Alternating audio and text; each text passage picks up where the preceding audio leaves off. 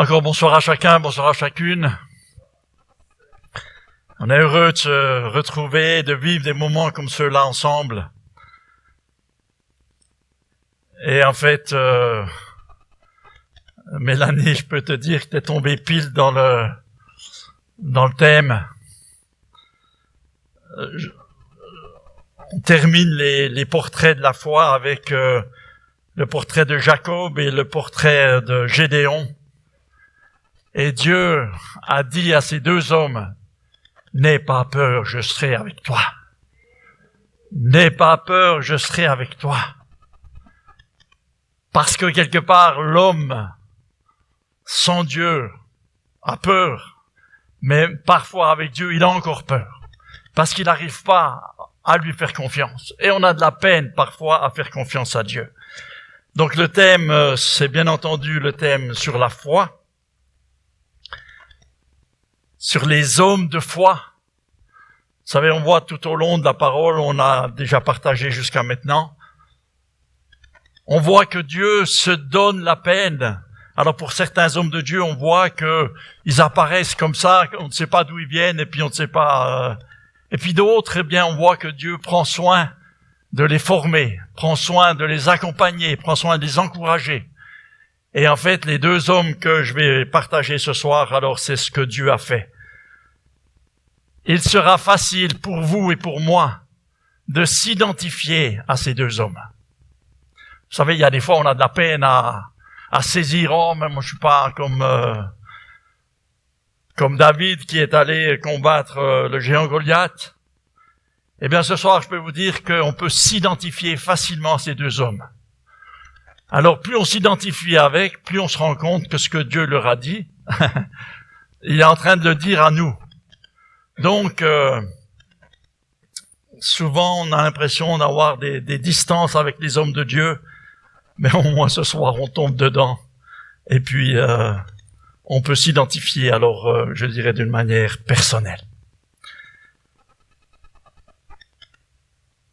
Ce que j'aimerais partager en premier, Dieu nous a donné des armes spirituelles afin que nous puissions combattre, afin que nous puissions remporter des victoires, afin que nous puissions entrer dans les promesses que Dieu nous a faites. Et parce que nous ne sommes pas vraiment conscients de tout ce que Dieu nous a donné, nous pourrions parfois être dans la défaite. Et pourtant Dieu nous dit, mais je peux rien faire de plus, j'ai tout fait. Parce que nous ne sommes pas conscients de ce que Dieu a mis en nous, de ce que Dieu a déposé en nous, les moyens que Dieu nous a donnés. Alors nous pouvons vivre comme des clochards. Voilà, SDF. C'est un petit peu comme, je vous raconte l'histoire de cette dame, je crois que je l'avais déjà raconté, mais il me semble qu'il y a un peu de temps. Cette dame qui a vu son fils partir à la guerre. Et puis, alors elle était sans moyens. Et puis son fils, chaque mois, lui envoyait un chèque. Et puis, comme elle ne savait pas ce que c'était que les chèques, alors elle a dit, ah, c'est un beau papier. Je vais pas le jeter, je vais le coller au mur. Alors chaque mois, elle recevait un beau papier. Elle le prenait, le collait au mur. Et puis 2 ans après, son fils arrive. La maison était tapissée de beaux papiers. Il dit, mais qu'est-ce que tu as fait? C'était des chèques, il fallait les encaisser, et puis tu aurais pu vivre dans l'abondance. Mais je savais pas ce que c'était. Alors elle vivait dans la pauvreté, et elle aurait pu vivre normalement. Alors, que ce ne soit pas notre cas, que l'on comprenne ce que Dieu nous a donné, afin que nous puissions les utiliser, les faire valoir. Alors, je vous donne 3 armes, tout au début. Comme ça, vous aurez en arrière-plan sur quoi on va finir. Comme ça vous aidera un petit peu à suivre les choses avec un fil rouge. Dieu nous a donné 3 armes qui sont puissantes. La première, c'est la vérité. La deuxième, c'est le Saint-Esprit. Et la troisième, c'est la parole. Avec la vérité, Jésus, lui, a réussi à faire taire le monde des ténèbres, à résister. Il est écrit, il avait la vérité, et il a proclamé la vérité au bon moment. Avec le Saint-Esprit, il nous est dit que le Saint-Esprit nous a été donné pour nous conduire dans toutes choses, pour nous conduire dans toute la vérité. Ce qui veut dire que si j'ai besoin de conseils, je peux aller vers le Saint-Esprit. Si j'ai besoin de conseils, je peux écouter ce qu'il est en train de me dire, ce qu'il veut me dire. Et puis la parole. Moi, je suis un peu embêté avec la parole. Mais la parole, la Bible dit que Dieu a créé toutes choses par sa parole. Jésus, qui est le modèle parfait pour nous, qu'est-ce qu'il a fait? Il n'a fait que dire et d'ordonner. Il a dit au paralytique, lève-toi. Il a dit à celui qui avait la main sèche, étends ta main. Il a dit à Lazare, sors. Il a dit à ceux qui étaient malades ou alors à ceux qui étaient possédés. Il les guérissait par sa parole. Si je prends conscience que ce que je dis, si je dis des paroles de la part de Dieu, je dois savoir que quand Dieu me dit prophétise, je dois savoir que ma parole va produire quelque chose. On doit savoir que si l'on parle dans la pensée, la direction de Dieu, reçue de l'Esprit de Dieu, alors à un moment donné, la parole devient comme celle qui crée, celle qui met des choses en route. Là où il y a la mort, la parole crée la vie. Et ça, c'est la parole que Dieu nous a donnée. Le privilège, c'est de pouvoir connaître la vérité, de pouvoir connaître le Saint-Esprit et de pouvoir proclamer les choses qu'il a dites et qu'il nous dit à nous. D'accord? D'accord. Dans les Juges, il est parlé de Gédéon. Gédéon, il nous est dit que c'est un homme qui est en train de battre son blé dans un pressoir. Autrement dit, en principe, on bat pas le blé dans le pressoir, mais il était en train de se cacher parce que les Madianites étaient ceux qui venaient chaque année depuis 7 ans. Ils venaient pour prendre les récoltes, pour prendre le bétail, pour tout prendre à Israël. Parce que Israël avait été asservi par les Madianites. Et Dieu vient vers cet homme, Gédéon, et lui dit, Gédéon, vaillant, l'Éternel est avec toi, vaillant héros. Dieu le voit, l'avait choisi, et il connaissait son cœur, et il savait que c'était lui qui allait délivrer Israël de la main des Madianites. Et il l'appelle vaillant héros. Mais ce qui est surprenant, c'est que la vision de Gédéon n'était pas la même. Il dit, moi, délivrer Israël, ma maison, la maison de mon père, c'est la plus pauvre en Manassé. Moi, je suis le plus petit de la maison. Avec quoi je vais libérer Israël? Et Dieu lui dit, je serai avec toi. Et tu battras Madian comme un seul homme. Je serai avec toi. N'aie pas peur.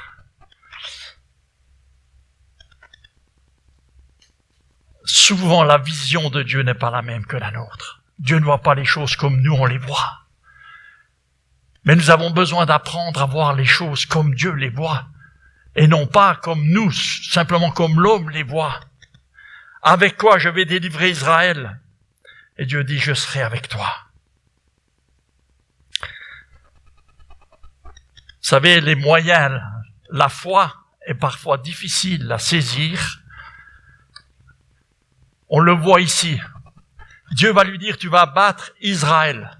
Tu vas aller combattre Israël. Il n'est pas dit combien, mais à un moment donné, quand la bataille était finie, il nous a dit qu'il y avait 120 000 morts qui étaient restés sur le carreau. 120 000, hein. Ils étaient peut-être 150 parce qu'il y en a qui s'étaient sauvés. Donc, il y a peut-être 150 000. Et Dieu lui dit, Gédéon, tu vas aller maintenant combattre les Madianites. on comprend qu'il avait peur, hein. Puis il rassemble Israël, il en avait 30 000. Puis il dit, ouf, ils sont trop nombreux, ceux qui ont peur, dites-leur de rentrer. Alors ils sont rentrés, il y en est resté 10 000. Puis Dieu dit, mais vous êtes encore trop nombreux, vous voulez croire que c'est vous qui avez la victoire, vous l'aurez la victoire, mais vous voulez croire que c'est vous qui l'avez. Donc, allez, renvoie encore, il en restait 300. 150 000, hein. Et 300, ça commence à faire une proportion un peu déséquilibrée. Puis Dieu lui dit, Gédéon, tu vas prendre un vase vide. Au moins s'il y avait de la dynamite ou je sais pas quoi dedans. Un vase vide, une torche et une trompette. Et tu vas aller à la guerre. Ça, c'est la foi. On comprend que c'est difficile à saisir la foi. Parce que les moyens de Dieu ne sont pas les moyens de l'homme. Nous, il nous aurait fallu au moins 120 000 hommes. Ou 100 000. Mais pas une cruche. Pas une torche. Pas une trompette. Et Dieu dit, maintenant tu vas aller, je serai avec toi. Ouais, mais t'es sûr que... Est-ce que c'est toi qui me parles? Puis il dit à l'ange qui était là, écoute, tu attends, je vais préparer un sacrifice. Si t'es encore là, alors je vais croire que c'est toi, c'est Dieu qui l'envoie. Ok. Il va préparer son sacrifice, il revient. L'ange était toujours là. Donc il s'est dit, c'est peut-être Dieu quand même qui est en train de me parler. Puis après il dit, ouais, mais je suis encore pas rassuré. Je te demande un signe. Le signe de la toison. Vous connaissez l'histoire de la toison. Alors il lui montre, la toison était mouillée, et puis le matin, donc il a dit, Dieu lui dit, oui, je suis avec toi. Dieu voulait l'encourager. Et puis après, il dit, ouais, mais peut-être que c'était la rosée, et puis que il y avait une histoire d'humidité qui n'était pas bien placée. Ne te fâche pas, mais j'aimerais encore que ce soit le contraire maintenant, que ce soit ma toison qui soit sèche. Ok, d'accord. Et Dieu va dans ce sens-là. Pour encourager les gens à la foi, Dieu va faire tout ce qu'il peut. Si on rentre sur le chemin de la foi, Dieu va nous encourager. Comme on encourage les enfants quand ils sont en train de faire leur premier pas. Ouais. Eh ben, Dieu peut faire ça. Vas-y. Et il est en train de faire ça avec Gédéon. Parce qu'il faut vraiment avoir de la foi. Et c'est pour ça que, normalement, nous avons de la peine à rentrer sur le chemin de la foi. Parce que ailleurs, il avait été dit à Jéricho, ou à Josué, il avait été dit, ben, tu vas marcher autour des forteresses, comme ça, elles vont tomber toutes seules. À un moment donné, vous crierez, mais il faut avoir de la foi aussi, hein, quand même, pour aller faire marcher. Vous êtes allés, certains ont fait le snow up là, et puis je sais pas s'il y a beaucoup de murs qui sont tombés, hein. Eh bien là, il a dit, si tu marches, tu verras que les murailles vont tomber. Il faut de la foi pour ça. Dieu appelle Moïse, va délivrer Israël. Mais j'ai rien. Mais t'as un bâton. Avec un bâton. Et c'est ça notre problème. C'est que nous, on voudrait avoir un rapport de force. C'est normal. En tant qu'humain. Mais Dieu dit, non, ça fonctionne pas comme ça. Moi, si je te dis d'aller parce que je serai avec toi, c'est moi qui vais combattre. C'est pas toi. Et puis, nous voyons que il lui a dit, bon, il est encore pas rassuré. Puis il a dit, écoute, t'es encore pas rassuré, vas-y. Va dans le camp des Madianites, puis écoute ce qui se dit. Puis Dieu lui a dit, si t'as peur, prends ton serviteur avec. Comme ça, vous serez un peu plus encouragés à deux. Hein? Et vous voyez que Dieu l'encourage vraiment. Puis quand il arrive là-bas, il écoute, et puis il est en train de se dire, ouais, mais moi j'ai eu un songe. Puis j'ai vu une grosse balle de pain, enfin, je sais plus comment il était dit, et puis qui renversait tous les Madianites. Et puis cet homme a dit, ça c'est la main de Gédéon. Et quand Gédéon a entendu ça, il s'est dit, ça c'est Dieu. Ça c'est Dieu. Et on voit que Dieu a préparé le chemin pour Gédéon, et puis il l'a battu. Et quand il est allé avec ses cruches, il est allé avec ses torches et puis ses trompettes. 300, 150 000. Il a mis 100 là et 100 là. Puis il a dit au moment où alors on sonnera de la trompette, tout le monde sonnera de la trompette. Et puis il est dit à un moment donné, quand ils ont cassé leurs cruches, les torches ont éclairé, l'armée des Madianites se sont tirés l'épée l'un contre l'autre et se sont tués, les 120 000 entre eux. Ils n'ont pas eu à combattre quoi que ce soit, qui que ce soit, parce que c'est Dieu qui a mené le combat. Et ça, c'est ce que Dieu veut faire. C'est ce que Dieu veut et c'est ce qu'on a du mal à comprendre. Je reviens maintenant à Jacob. Jacob, il n'avait pas ce problème-là, lui. Il avait plutôt le problème, Seigneur, tu as de la chance de m'avoir. Hein, j'exagère un peu, mais c'est quand même ça. Jacob, c'était un homme, on peut s'identifier aussi à lui parce que c'est quelqu'un qui aimait la bénédiction de Dieu. Il aimait ce que Dieu avait promis, il aimait ce que Dieu était. Il voulait toujours ce que Dieu avait en réserve pour lui. Et ça, c'est quelque chose, je crois, qu'on peut s'identifier. Si vous êtes là ce soir, c'est parce que vous cherchez la présence de Dieu. C'est parce que vous cherchez qui est Dieu, parce que vous cherchez la vérité de Dieu. Et même ceux qui sont pas là, hein, je veux dire, mais dans le cœur, celui qui a reçu la présence de Dieu, l'Esprit de Dieu, c'est qu'il aime Dieu. Et c'est qu'il le cherche. Et à ce moment-là, Jacob, lui, tout était bon pour avoir la bénédiction de Dieu. Il faut dire que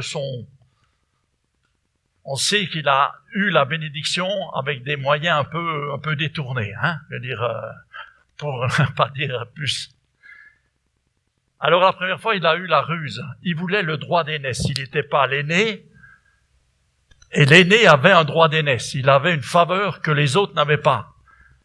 Puis il a dit, mais j'aurais bien voulu l'avoir, moi, ce droit d'aînesse. Et puis, mais c'était son frère qui l'avait. C'était Ésaü qui l'avait. Et puis, on voit l'histoire que quand il rentre, Ésaü, lui, il n'était pas aussi intéressé par la présence de Dieu et par la bénédiction de Dieu. Puis il dit, si. Alors, il avait fait des lentilles, un plat de lentilles. Il dit, donne-moi ton plat de lentilles. Il dit, je vais bien te donner, mais si tu me donnes ton droit d'aînesse. Oh, prends-le. Mais donne-moi ton plat de lentilles. C'était peu de choses pour Ésaü, le droit d'aînesse. La bénédiction de Dieu, c'était peu de choses, mais pas pour Jacob. Jacob, il a dit, ok, alors je prends. Il prend son droit d'aînesse.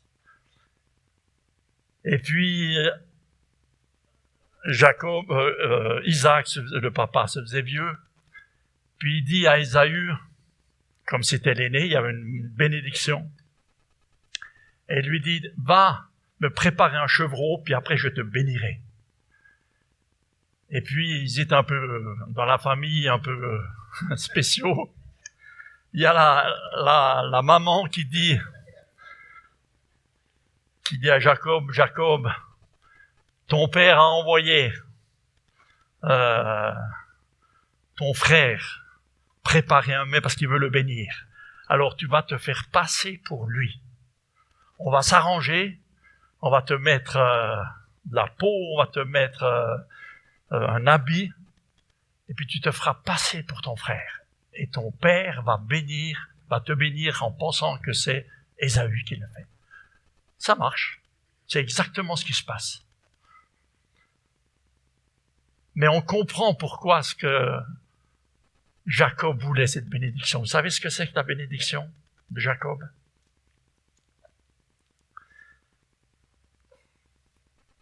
C'était que le fruit de la terre soit en abondance.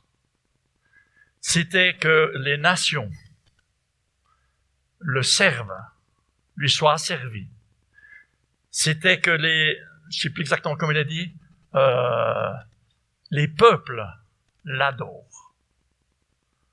C'était pas tout le monde devait à un moment donné, être reconnaître Jacob comme celui que Dieu avait choisi et qui lui devait, je sais pas comment il faut dire allégeance ou bien une vraie bénédiction. C'était la bénédiction d'Abraham. C'était la bénédiction et tous les peuples seront bénis en toi, mais en même temps ils vont te servir et tes frères te seront asservis. La vraie bénédiction, on comprend cela. Mais le problème c'est que quand il a eu fait ça, bon, il faut dire que son nom, Jacob, c'est un nom qui est qu'il vaut mieux pas porter. Personne ne s'appelle Jacob ici? Jacob veut dire le supplanteur, le trompeur, le rusé, celui qui manipule les autres, celui qui utilise les autres, celui qui trompe les autres. Il n'a pas hésité à mentir à son père. C'est toi, Ésaü? Oui, c'est moi. C'est moi, Ésaü. Et c'était Jacob. Donc, quand même, je veux dire. Et puis, alors, Ésaü revient de la chasse et il apprend cela. Alors, il entre dans une fureur et puis la mère lui dit, écoute, prends tes clics, tes claques et puis tu t'en vas le plus loin possible et puis tu reviendras quand il sera calmé. Et c'est ce qu'il a fait. Alors, il a pris la bénédiction d'une manière discutable. Mais en chemin, Dieu le rencontre. Et il lui dit la bénédiction d'Abraham et d'Isaac, elle est pour toi. Il n'est pas en train de lui dire qu'est-ce que tu as fait là. Il est en train de lui dire la bénédiction de ton père, d'Abraham, d'Isaac, elle est pour toi. Je te bénirai. Il est venu confirmer cette alliance. Les anges étaient là, il a dit la présence de Dieu. Dieu l'a rencontré avec ce qu'il a fait. On aurait pu dire, nous, Dieu vient et il le bénit. Mais Dieu, dans sa sagesse, alors il part pendant 20 ans. Mais pendant 7 ans, pendant qu'il arrive là-bas, il arrive chez un homme qui avait 2 belles filles, enfin, une belle fille, et l'autre un peu moins belle. Et il s'est amouraché de Rachel, de la plus belle. C'est normal. Et puis il lui dit à Laban, j'aimerais marier ta fille Rachel. Il dit d'accord, je suis d'accord. Si elle est d'accord, je suis d'accord. Eh ben alors, mais alors à condition, tu travailles 7 ans pour moi. D'accord, j'aime ta fille, donc je travaille 7 ans pour toi. Travail des 7 ans arrive, le soir des noces arrive, Laban, qui était rusé aussi, il refile Léa, pas Rachel, Léa dans le lit de Jacob. Jacob, il voit rien du tout. Il se réveille le matin. Il dit, mais c'est Rachel que j'ai épousée, c'est pas Léa. Puis il y a son beau-père qui dit, ben oui, si tu veux Rachel, tu retravailles 7 ans pour moi. Ben, j'aime Rachel, je travaille 7 ans pour toi. Vous voyez comment Dieu, lui, il a trompé son frère.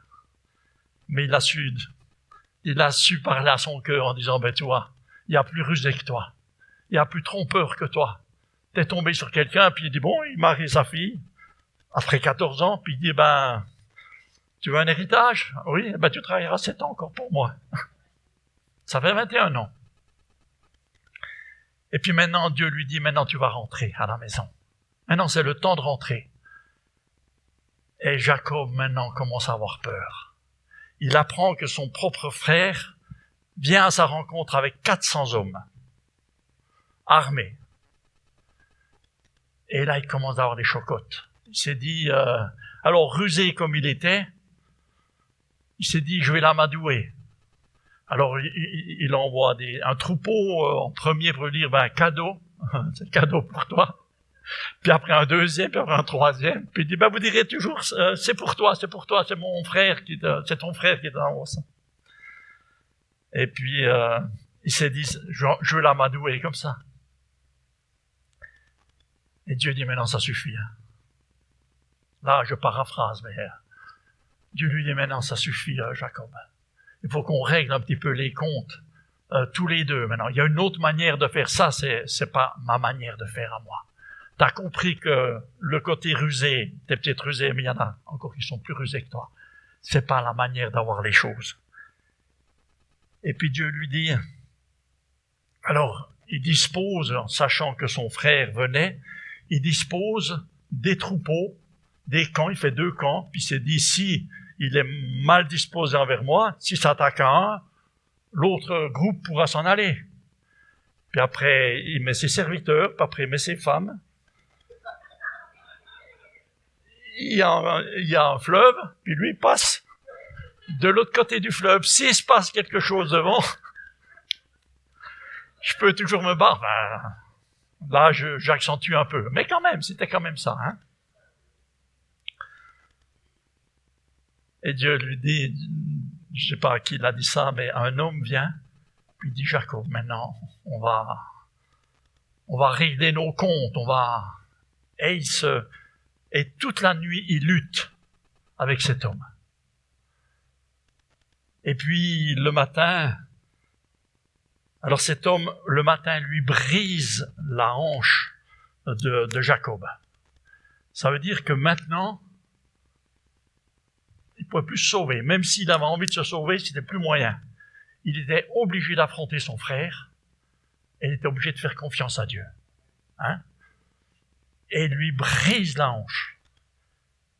Mais Jacob, le cœur de Jacob, je crois que c'est pour ça que Dieu l'aimait, il lui a dit, je ne te laisse, parce que cet homme lui a dit, laisse-moi aller, maintenant le jour arrive, il faut que je rentre. Et lui dit, je ne te laisserai pas partir avant que tu m'aies béni. Bénis-moi. Puis cet homme lui dit, comment tu t'appelles? Il dit, Jacob. Il lui dit, tu t'appelleras plus Jacob, tu t'appelleras Israël, celui qui a combattu avec Dieu et qui était vainqueur. Alors, on a du mal de comprendre, si au premier abord comme ça, Dieu dit, tu as été vainqueur. Et pourtant, il a été vaincu, en tout cas dans sa chair. Mais il est dit, il a été vainqueur. Et c'est là que Jacob dit, mon âme a été sauvée à ce moment-là. Sa manière, sa ruse, tout ce qu'il avait a été brisé à ce moment-là. Et je crois que c'est ce que Dieu est capable de faire. Il est capable de créer des circonstances. Dieu veut nous apprendre à être dépendants de plus en plus de lui, à lui faire confiance de plus en plus. Et il mettra chaque fois un petit bout en plus pour qu'on apprenne à lui faire confiance. Et il mettra des circonstances. Il peut mettre des hommes parce qu'il n'est pas dit qu'il était cet homme. Mais lui, il a dit c'est Dieu. J'ai combattu avec Dieu. Et pourtant, c'est un homme. Et je crois que Dieu met des circonstances pour nous aider parfois à résister à notre marche pour qu'on apprenne à faire confiance à Dieu et moins à nous. Parce que souvent, là, il a dit, j'arriverai encore à mes fins en l'amadouant. Mais voyez-vous, le miracle de Dieu, comme on disait tout à l'heure, comme tu disais, Mélanie, le miracle de Dieu, c'est quand on lui fait confiance. Il a touché le cœur de son frère. Son frère ne venait plus en ennemi. Peut-être qu'un bout, oui, mais une fois que Dieu l'a touché, il n'est plus venu en ennemi. Dieu a renversé la situation. Quand Jacob a fait confiance à Dieu, où il a été obligé de le faire, Dieu a renversé la situation. Et quand on est capable de faire confiance à Dieu, Dieu renverse la situation. Quand on reste sur nos acquis, sur notre capacité, rien ne change. Mais quand on apprend à faire confiance, chaque fois un petit bout, un peu plus. Vous savez, il y a des circonstances dans la vie, et moi on en a connu avec Marie-Claude, des circonstances où on était obligé de faire confiance à Dieu. On était obligé, même tout ce qu'on aurait pu faire et voulu faire ne suffisait pas. Il fallait faire confiance à Dieu. Et Dieu nous amène dans ces situations pour qu'on apprenne à dépendre de lui de plus en plus. Dieu permet ces choses. Il était brisé dans sa chair, mais dans son âme, il a été sauvé. Souvent, les circonstances extérieures sont parfois un peu difficiles, mais à l'intérieur, Dieu travaille notre cœur. Dieu travaille notre cœur.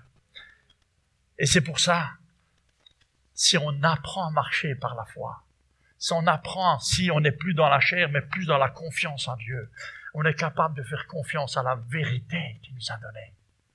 Quand il dit que Jésus, quand il était dans la tentation, quand on se trouve dans la tentation, on doit savoir ce que Dieu a dit de nos adversaires. On doit savoir qu'il l'a vaincu à la croix, qu'il n'est pas obligé d'avoir la victoire sur nous. Et on a besoin de dire, il est écrit, Dieu a dit ça, je suis son enfant, je suis celui qui l'a sauvé, je suis celui qui l'a gracié, je suis il a mis sa justice sur ma vie.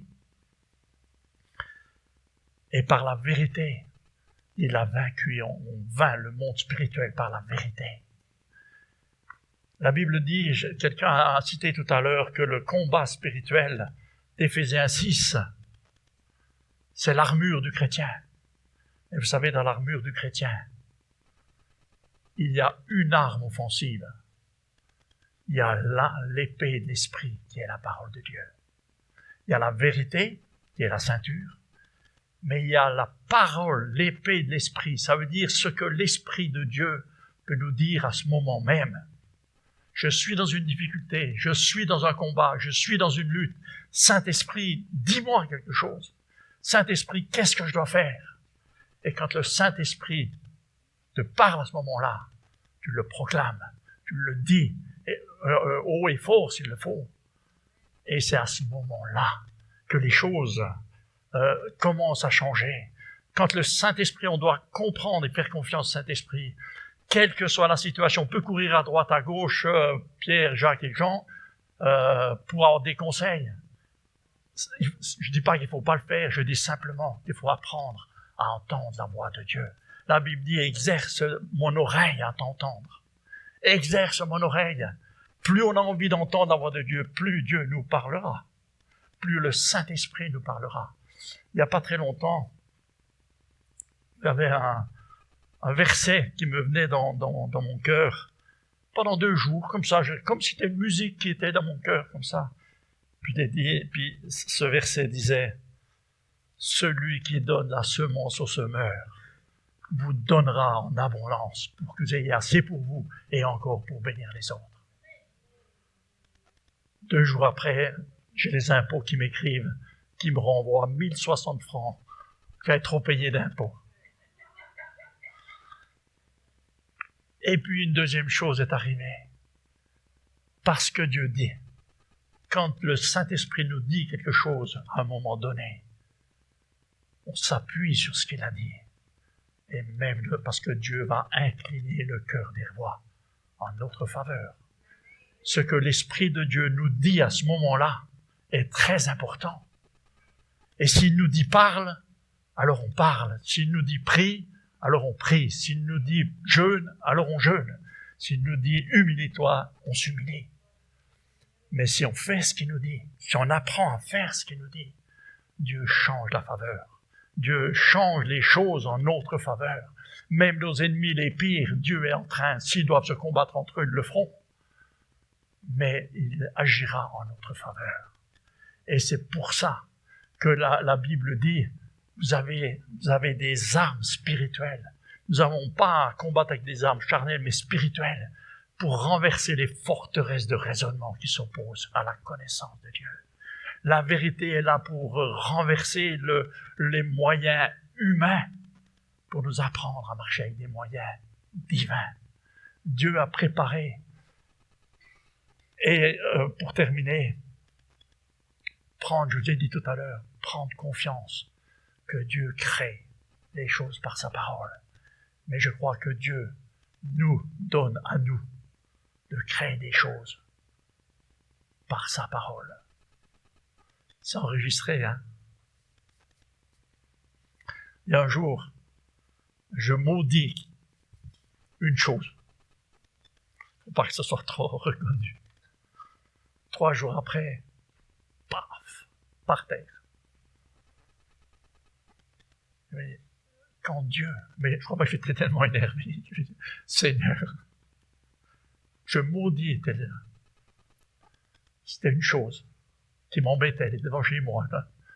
3 jours après, elle était par terre. Et je crois qu'à un moment donné, il y a des choses que Dieu peut nous dire dans des moments bien précis. N'aie pas peur, je suis avec toi. N'aie pas peur, je suis avec toi. Ouais, mais t'es sûr que Je suis avec toi, Gédéon. Je suis avec toi, Jacob. Je suis avec toi, Emiliano. Je suis avec vous. N'ayez pas peur. Faites-moi. Apprenons à utiliser les armes spirituelles que Dieu nous a données. Parce que quand l'Esprit de Dieu nous parle dans une situation bien précise, on peut la proclamer. L'autre soir, quand on était là, Dieu nous a dit, moi je recevais que Dieu nous disait, prophétise sur ces eaux desséchées. Prophétise sur ces situations qui sont desséchées, qui sont en train de mourir. Et je crois que quand on peut saisir et croire que la parole produit et crée, alors on peut commencer à prendre conscience que notre parole est quelque chose qui va produire des choses nouvelles. Et le Seigneur dit, apprenez à me faire confiance. Les armes spirituelles que je vous ai données sont puissantes. Alors découvrons-les. Apprenons à marcher avec l'Esprit. Apprenons à découvrir la vérité que quand l'ennemi vient, alors on proclame ce que Dieu a dit sur nous. On n'est pas n'importe qui. On n'est plus n'importe qui. Peut-être qu'on se dit comme Gédéon, ouais, mais qu'est-ce que je fasse? Dieu dit, n'aie pas peur, je suis avec toi. N'aie pas peur, demande-moi ce que tu veux. J'aimerais bien un signe. Profitons de demander des signes à ce moment-là. Et Dieu va nous donner. Je crois comme des enfants, il va nous encourager à aller sur ce chemin de la foi. Amen. Amen. Seigneur, que ta grâce soit sur chacun de nous maintenant. Seigneur, que comme ces hommes de foi, Seigneur, apprends-nous à marcher. Apprends-nous à faire confiance, à te faire confiance, à faire confiance à la vérité que tu nous as donnée, à faire confiance à l'esprit que tu nous as donné, à faire confiance à la parole que tu nous as donnée. Seigneur, j'ai peut-être une parole qui est enrouée et qui a des problèmes maintenant, mais je veux proclamer que les choses deviennent nouvelles. Je veux proclamer que les choses sur nos vies, sur l'Église deviennent nouvelles. Nous voulons proclamer que c'est toi qui ouvres un chemin, que c'est toi qui fais un chemin nouveau, et bien sur l'Église et pour ton Église et pour les temps qui viennent. Dans le nom de Jésus. Amen, Seigneur. Amen. Amen.